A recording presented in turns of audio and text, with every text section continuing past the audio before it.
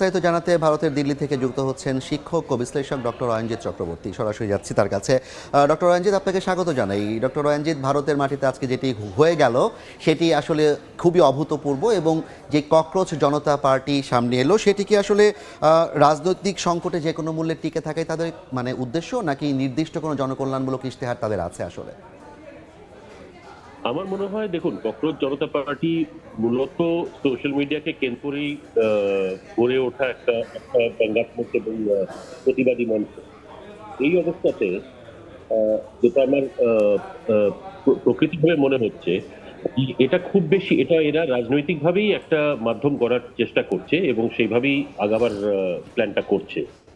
এবং আমার মনে হয় যে 16 মে আত্মপ্রকাশ করা এই প্ল্যাটফর্মটি যেরকম করে আজকে দিল্লির যন্ত্রের মধ্যে যেরকম ভাবে এরা আজকে একটা অনুষ্ঠান করেছে, এটা প্রকৃতভাবে দেখতে গেলে শুধুমাত্র একটি নর্মাল স্টেটমেন্ট হিসেবে দেখবো না, বাট এটা কিন্তু পুরোপুরি একটা পলিটিক্যাল পার্টি রূপেই উঠে আসার তাদের একটা, আমার মনে হয়, মানে প্রয়াস একটা, এর মধ্যে কোনো সন্দেহ নেই। আপনি যেমনটি বলছিলেন যে একটা স্যাটার কিংবা মিম কেন্দ্রিক ফেসবুক পেজ থেকে তাদের যাত্রা শুরু, তাহলে কি তারা আসলে এই স্যাটার কিংবা মিমের মধ্যেই সীমাবদ্ধ থাকবে, নাকি তাদের নির্দিষ্ট কোনো বাস্তবসম্মত রোডম্যাপ অভিজিৎ দীপকে কোথাও জানিয়েছেন কিংবা আজকের আলোচনায় এসেছে?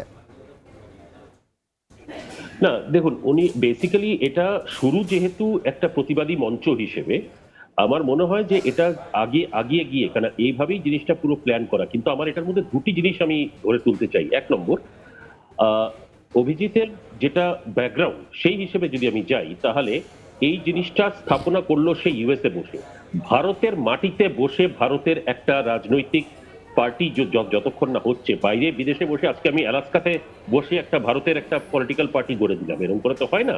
এটা পলিটিক্যাল পার্টির রূপ নেয়নি, কিন্তু এটাই এদের প্রকৃতভাবে এটাই এদের মনোকামনা, এইভাবেই এগোচ্ছে। মনে রাখবেন, ঠিক একইভাবে কিন্তু অরবিন্দ কেজরিওয়াল যখন আন্না হাজারের সঙ্গে বসেছিলেন, তারপরে গিয়েই কিন্তু এটা শেষে গিয়ে আম আদমি পার্টি পলিটিক্যাল পার্টির একটা রূপ নিল। এবং দ্বিতীয়ত, এটা মূলত আমার মনে হয় এটার মধ্যে কোনো থার্ড কান্ট্রি জড়িয়ে আছে কোনো না কোনো ভাবে। এটা বিদেশের কোনো একটা শক্তি ডেফিনেটলি এটার পেছনে আছে। কারণ এটা কিন্তু কোনো পলিটিক্যাল পার্টি রূপ হিসেবে আসা ঠিক আছে, কিন্তু এটা কতটা সত্যি মানুষের জন্য, কাজের জন্য আসা, সেটা একটা বড় প্রশ্নচিহ্ন হিসেবে আমি মনে করি। আপনি থার্ড পার্টির কথা বলেন, সেটি নিয়ে আমরা আলাপ করবো। তার আগে যদি মানুষের কথা বলছিলেন, আজকে তারা ভারতে বর্তমানে যে শিক্ষা ব্যবস্থা নিয়ে এক ধরনের আলোড়ন চলছে, সেখানে তারা শিক্ষামন্ত্রীর পদত্যাগ দাবি করেছেন। শিক্ষামন্ত্রীর পদত্যাগের এই দাবিটা আসলে কতটা বাস্তবসম্মত, আর যদি এই দাবি বাস্তবায়ন না হয় তাহলে তাদের ভবিষ্যৎ কি দাঁড়াবে সিজেপির? দেখুন, এক নম্বর, যেই দুটো ওই কোয়েশ্চেন পেপার লিক নিয়ে যেই জিনিসগুলো হয়েছে এখানে ভারতে, সেটার জন্য অলরেডি সরকার কিন্তু কিছু পদক্ষেপ নিয়ে নিয়েছে, এর মধ্যে কোনো সন্দেহ নেই। কিন্তু আমরা নর্মালি যেটা সবসময় ভাবি যে কোনো একটা, এটা এডুকেশন বলে না, যে কোনো ফিল্ডে কোনো একটা কিছু যদি খারাপ হয়, তাহলে সেটার জন্য মন্ত্রী দায়ী। কিন্তু আমাকে আগে দেখতে হবে যে কোথায়, কোন জায়গাটায় এই গাফিলতিটা হয়েছে, যার ফলে এই প্রবলেমটা এসে দাঁড়ালো।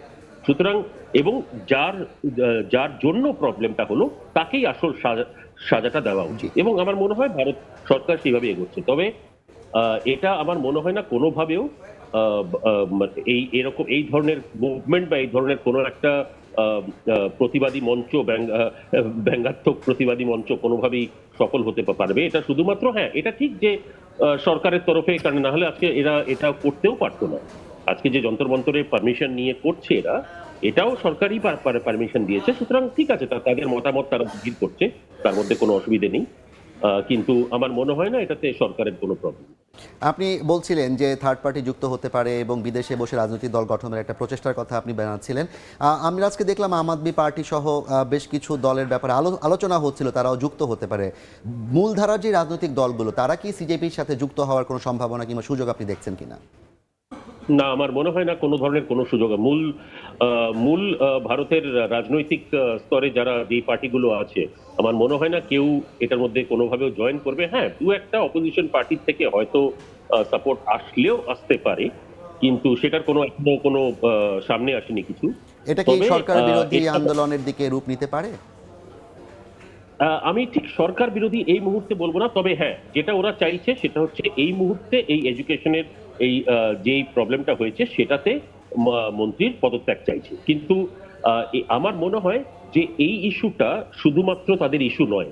আজকে এই এডুকেশন মিনিস্টারের পদত্যাগ চাইছে, কালকে হয়তো অন্য কিছু চাইতে পারে। সুতরাং আমাকে এর পেছনে দেখতে হবে, পেছনের যে আমি দিকে যদি দেখি একটু শেষ করতে চাই এটা আমরা, mainly আপনি রাজনৈতিক। সম্প্রতি যে ভারত উপমহাদেশে আমরা বেশ কয়েকটি জেনজি মুভমেন্ট দেখেছি, বাংলাদেশে হয়েছে, নেপালে হয়েছে, ভারতীয় জেনজি মুভমেন্ট নিয়ে এক ধরনের আলাপ হচ্ছে। বিজেপি সরকার এই বিষয়টাকে কিভাবে দেখছে এবং কিভাবে ভাবছে তারা? আমার মনে হয়, দেখুন, এটা আমি আবার যেটা বলবো যে এই যে নেপালে হলো, তারপরে আরো যেইগুলো দেশে হলো, এখন সব মিলিয়ে যদি আমরা দেখি তাহলে এটা জেনজি মুভমেন্টটা ঠিক আছে, কিন্তু জেনজি মুভমেন্টটা আমি আবার বলবো, আমি আবার রিপিট করছি, তৃতীয় বিশ্ব একটা শক্তির কাজ আছে এটার মধ্যে, যে দক্ষিণ এশিয়াকে কিছু না কিছু ভাবে যাতে একটা আলোড়ন সৃষ্টি করা যায় এবং শান্তিটা না বজায় রাখতে চাওয়া হয়, এই ধরনের একটা প্রকৃতি নিয়ে বিশ্বের একটা তৃতীয় দেশ এটার মধ্যে খেলছে। তবে এইটুকু বলে দিতে পারি যে ভারত সরকারের তরফ থেকে এটাতে কোনো প্রবলেম নেই।